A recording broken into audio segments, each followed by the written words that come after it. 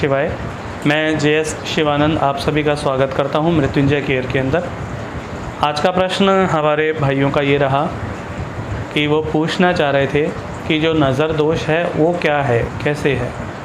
देखिए, बेसिकली हम जो ओरा फोटोग्राफी की बात करते हैं उसमें दो ओरा आते हैं, आउटर ओरा और इनर ओरा। ठीक है, अगर आपका आउटर ओरा वीक है, वीक इट मीन्स कि आप कहें कि हम तो साधना भी करते हैं या पूजा पाठ भी करते हैं, हमारा ओरा अच्छा होना चाहिए। ओरा पूजा पाठ तो है, उसके साथ होता है, साधना से भी होता है, लेकिन आप रेगुलर सोचते क्या हैं किसी भी व्यक्ति के बारे में, या आपके अंदर अपने लिए क्या विचार चल रहे होते हैं, परिवार के लिए क्या विचार चल रहे होते हैं, आपके आसपास के पर्यावरण के लिए क्या विचार चल रहे होते हैं, ये मिलकर के आपका एक ओरा बनता है। एक ओवल शेप आती है ऐसे, और वो लेयर्स आती हैं ऐसे करके। तो 5 लेयर्स में आपका एक ओरा होता है और एक पूरा कंप्लीट ओरा होता है आपका। तो होता क्या है, जब आपका ओरा वीक होता है या टूटा फूटा होता है, तो जो व्यक्ति आपको घृणा की दृष्टि से देख रहे होते हैं, या जो आपका फ़ायदा उठाना चाहते हैं, या मान लीजिए कि आप पे बुरी दृष्टि इट मीन्स कि वो आपको अंदर से कोस रहे होते हैं कहीं ना कहीं। तो अगर आपका ओरा प्रोटेक्टिव एक शील्ड में है, एक शेप में है, तो वो चीज़ें आपको असर नहीं करती। और जैसे ही वो कहीं से टूटा फूटा है या कुछ भी है, तो वो एनर्जी उसके अंदर आ जाती है। अच्छा, वो डायरेक्ट आपको उस समय हिट नहीं करेगी, थोड़ा सा समय लेगी, क्योंकि आपके और ओरा की लेयर्स को वो भेदते हुए आप तक आएगी। जहाँ वो हॉल होता है आपके ओरा के अंदर, जैसे हम कहते हैं ना, ओजोन परत में छेद है, हो रहा है, और वो पराबैंगनी किरणें आ रही हैं, डायरेक्ट मनुष्य के शरीर पे पड़ेगी तो नुकसान होगा। उसी तरीके से एक आइज़ की रेज़, यदि किसी व्यक्ति की दृष्टि से वो रेज़ आपको मिलती है, उसकी फीलिंग से अगर आपको मिलती है, और आपके ओरा यदि कहीं है वो डिप्लीटेड है, तो वो उसमें प्रवेश करके आपके प्राण में शरीर को हिट करती है। प्राण शरीर को हिट करती है, आपकी फ़िज़िकल बॉडी पे वो हिट होना शुरू हो जाता है। तो आप कहते हैं कि हमारे धंधे पे नज़र लग गई, हमारे बीमारी हो गई, बच्चा परेशान हो गया। तो ये जो चीज़ है, ये नज़र इस तरीके से है। और इसमें हम ओरा इनहांसिंग, क्रिस्टल और यंत्र और मंत्र को जब हम यूज़ लेते हैं, ये 4 चीज़ मैंने बोली, आप चारों को भी एक साथ यूज़ ले सकते हो, और आप चाहो तो एक एक चीज़ को भी आप यूज़ ले सकते हो। जैसे स्पेशली रुद्राक्ष होता है, आप रुद्राक्ष धारण कर सकते हो। क्रिस्टल्स होते हैं, लेकिन क्रिस्टल्स के अंदर पहले आपकी बॉडी एनर्जी स्कैन करके कि आपको कौन सा पहनना चाहिए, फिर वो सजेस्ट किया जाता है। कहीं अगर स्मोकी क्वार्ट्स हो गया तो आपको वो बताया जाता है, कहीं सिट्रिन हो गया वो बताया जाता है। तो उसी तरीके से है, यदि आपको हमें कहीं एमेथिस्ट बताना है तो हम एमेथिस्ट बताते हैं। तो अलग अलग टाइप के हैं, रेड जैस्पर भी हो गया, जेड हो गया, तो कई हैं जो आपको प्रोटेक्टिव शील्ड में ला सकते हैं। ठीक है, मंत्रों में बहुत सारे मंत्र हैं, जो भी आप जिस भी धर्म से हैं, जिसको भी आप मानना चाहें, यदि उसको आप चैंट करते हैं, अपने जीवन में धारण करते हैं, तो वो भी आपको एक प्रोटेक्टिव शील्ड प्रदान करता है। और एक लाइफ में नियम बनाते हैं कि मुझे इस नियम से ऐसे चलना है, इतने समय पे ऐसे ऐसे साधना करनी है, पूजा करनी है, और इस नियम को फॉलो करना है, और वही फॉलो अप अपने बच्चों को भी सिखाना है।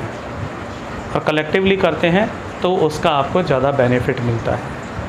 ठीक है, कुछ हैं जैसे अगर घर में कहीं हो जाता है तो समुद्री नमक हो गया, जैसे हम एक ऑयल्स के मिक्स करके जड़ी बूटियों का एक हीलिंग ऑयल बनाते हैं, उसमें भी एक रिमूवेबल बहुत अच्छे से हो जाता है। फिर एक स्प्रे होता है, उस स्प्रे के थ्रू भी आप अपने आप को उसमें क्लीन कर सकते हैं, आपका ओरा क्लीन हो जाता है। जैसे आप अरोमा थेरेपीज़ वगैरह भी आपने सुना हो तो वो उसके रिगार्डिंग है। क्रिस्टल्स आपके पास है, तो क्रिस्टल्स को चार्ज और ये सब, ये आगे की चीज़ें हैं, वो बता दी जाएंगी आपको। बट यही है कि आप जो नज़र की बात कर रहे हैं वो यही है। और दूसरी चीज़, आपके जैसे जो कर्मास इस लाइफ के या पास्ट लाइफ के कहीं कुछ भी हैं, यदि वो कलेक्टिव कर्मास बंच बन के एक साथ आपके पास आते हैं, परेशान करते हैं, तो उसमें भी आपको लगता है किसी ने कुछ करा दिया या कुछ है, तो आप अपने आप को वीक फील करते हैं। भाई किसी का नज़र दोष लग गया तो उसमें आप अपने आप को वीक फील करते हैं। तब आप मेडिटेट करें, तब आप अच्छी जगहों पर जाएं जहां से आपको कुछ अच्छा पॉजिटिव प्राप्त हो।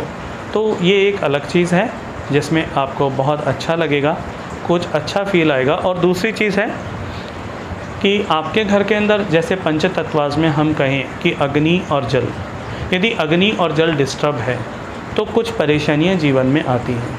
क्योंकि अगर अग्नि डिस्टर्ब है तो आपका कैश लॉस या कैश से संबंधित, जीवन की परेशानियों से संबंधित चीज़ें आती हैं। और यदि वो जल है तो जल में संबंधित आपके जैसे एक रिलैक्सेशन मोड आपका उसमें आपके लाइफ के नए नए अवसर, आपकी अपॉर्चुनिटीज़, तो वो और भी चीज़ें आती हैं उसके अंदर। फिर अगर ये डिस्टर्ब है और यदि वायु में कहीं कोई डिस्टर्बेंस आ गया तो वही मैं कहूँगा कफ, पित्त और वात, ये आपके शरीर का डिसबैलेंस होना शुरू हो जाता है। फिर धीरे धीरे एक एक करके रोग आना शुरू हो जाते हैं। उसके बाद हम कहते हैं कि अरे नेगेटिव हो गए, या कुछ लोग कहते हैं अरे पॉजिटिव सोच, तू पॉजिटिव हो जाएगा। तो देखिए, ना तो सुनने से कुछ होता है, ना कहने से कुछ होता है, ना देखने से कुछ होता है। होगा तो केवल करने से, करना ही पड़ेगा तभी कुछ होगा। तो ऐसा ही है। और भी कुछ हैं चीज़ें, लेकिन वो आप जब मैप ग्रेडिंग होती है ना तभी बताया जाए तो अच्छा है, क्योंकि अगर उससे पहले बताया गया तो आपको लगेगा अच्छा जी ये बताया गया, और कहीं से छोटा मोटा सुना सुनाया ज्ञान होगा तो आप उसी पे डिग्रियां लगा लोगे, उसी पे सब कुछ कर लोगे, और उसके बाद जब आप मैप ग्रेड करोगे तो पता नहीं कहीं का कहीं कुछ कर लिया, तो वो और ज़्यादा गड़बड़ ना हो जाए। इसलिए बहुत ही सिंप्लिसिटी में रहिए, आनंदित रहिए, व्यस्त रहिए और अनकंडीशनल लव में रहिए, ताकि लोका समस्ता सुखिनो भवन्तु और वसुधैव कुटुम्बकम का भाव जागृत हो सके। तो यही है, अंत में यही कहना चाहूँगा कि ओरा फोटोग्राफी करानी चाहिए। उसमें ओरा का पता लगता है, शाब्दिक कुछ अर्थ, कुछ मंत्र दिए जाते हैं साबर में, तो वो आपको और आपके ओरा को पॉजिटिव रखते हैं। किसी ने जाने अनजाने कुछ आपको बोल दिया, या बचपन में या बड़े में, या किसी ने थोड़ा सा बचपन में बड़े ने मार पीट दिया, कुछ इमोशंस अंदर डल गए, या अधिकतर लोगों को कहना होता है ना कि बहुत सारे बच्चे हमारे पास आते हुए यही कहते थे कि बचपन में पापा ये तू कुछ नहीं कर पाएगा, तू कुछ नहीं कर पाएगा, तू कुछ नहीं कर पाएगा। तो वो बच्चा हताश हो जाता था, वो अपनी एनर्जियों को ही नहीं समेट पाता था कि वो करे क्या। कुछ बच्चों को ऐसे ही अरे तू तो पागल है, तू तो पागल है, तू तो पागल है, उसका करने का मन ही ख़त्म हो गया। क्या करूं, कहूँगा तो पापा कहेंगे तो पागल है। तो पागल व्यक्ति कर क्या सकता है, कुछ नहीं कर सकता। बोले जो करूँगा वही गलत हो जाएगा। मतलब यदि परिवार में कुछ हैं, अगर बच्चे हैं, तो थोड़ा सा बड़ों को भी ये ध्यान रखना पड़ेगा कि वो बच्चों को किस हिसाब से ट्रीट करें। बार बार उनको कोई नकारात्मक शब्द दे करके गलत फीडिंग मत करो। फिर हम बाद में कहेंगे अरे ये तो नेगेटिव हो रखा है, और फिर लोग नेगेटिविटी के लिए बहुत सारे गलत अर्थ जोड़ देंगे, अरे ये तो इसलिए नेगेटिव हो रखा है। अरे नेगेटिव, उसके अंदर के इमोशंस को पॉजिटिव करिए। तू कुछ कर ही नहीं सकता, तू कुछ कर ही नहीं सकता। वो बेचारा जब भी कुछ करने जाएगा, फाइनलाइजेशन करने जाएगा, वहीं ढेर हो जाएगा। फिर कहेगा अरे पापा सही कहते हैं, अरे मेरे अंकल सही कहते हैं, मैं तो कुछ कर ही नहीं पाऊँगा, मैं तो किसी काम का ही नहीं हूँ। फिर वो क्या होगा, डिप्रेस हो जाएगा, फिर बाइपोलर पे चला जाएगा, OCD पे चला जाएगा, देन आगे तक और भी बीमारियाँ हैं। फिर कैसे उसको हील करेंगे, कैसे उसको जागृत करेंगे। इसलिए सनातन में इतनी शक्ति है, उससे जुड़ेंगे, आगे बढ़ेंगे तो आपको बहुत कुछ समझ में आएगा कि कितनी दिव्यता है और आपके बच्चे कितने डिवाइन हैं। अगर थोड़ा सा कह के तो देखो, वाह बेटा तू बहुत अच्छा करता है, इसमें और अच्छा कर, तेरे को मज़ा आएगा। उसे दिशा देना सीखें, दबाना नहीं। बच्चे कोई स्प्रिंग नहीं है जो उसे ऐसे दबाते जाओगे और पता है फिर ज़्यादा दबा दिया छोड़ोगे तो एक साथ दूर जाएगी। इसलिए सहज रूप से, सरल रूप से, सफल रूप से उसको एक अलाइनमेंट दीजिए। उसकी लाइफ में वो जो बच्चा करना चाहता है ना, उसको करने दीजिए, उसको देखिए। अगर वो गलत है तो उसे समझाइए, उसे ज़बरदस्ती फोर्स करने की ज़रूरत नहीं। क्योंकि मैंने बहुत से ऐसे बच्चों को देखा जो सब्जेक्ट दे दिया, MBBS तक चले गए, वो भी लौट के कहते हैं हमें तो ये करना ही नहीं था, हमने तो घर वालों की ज़बरदस्ती में कर लिया, मेरा तो मन ही नहीं है। और पता है वो आधे मन से काम करते हैं और आधा शरीर जब नहीं कर पाते हैं तो फिर शरीर में डिजीज़ आती हैं, पैरों में दर्द होने लग जाते हैं, क्योंकि वो हॉस्पिटल नहीं जाना चाहते काम करने के लिए। बच्चों का मन पढ़ना ज़रूरी है, उनको पढ़ना सीखें, उनको एक लविंगली दिशा देना सीखें। हर बच्चा प्यार से बिगड़ नहीं जाएगा। आप कंट्रोल भी तो करना जानते हैं, तो थोड़ा कंट्रोलिंग सीखिए, हल्के हल्के, धीरे धीरे कि बच्चे को कंट्रोल मतलब दिशा कैसे देनी, ये नहीं पकड़ के बैठ गए।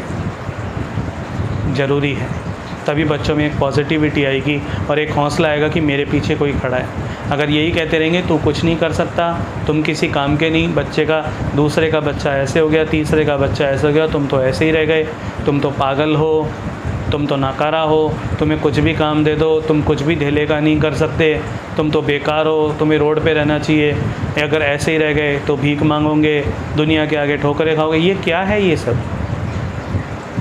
हमारे पास जब बच्चे आते हैं कॉग्निटिव में, अंदर से यही निकालते हैं रो रो करके कि हमारे साथ ऐसा हुआ, हमारे साथ ऐसा हुआ। तो यही प्रार्थना करूँगा कि हम सभी भाई बहन मिलकर के, परिवार के सभी सदस्य मिलकर के एक ऐसे परिवार का निर्माण करें जो भारत को और आगे से आगे तक बढ़ाए, शक्ति को बढ़ाए, और एक एक जो नवयुवक है, जो संतान है, तो युवा शक्ति ही सबसे बड़ी शक्ति होती है, इसको एक दिशा प्राप्त हो। सो ब्लेस यू। नमः शिवाय। मृत्युंजय केयर में आप सभी का धन्यवाद, सभी का स्वागत।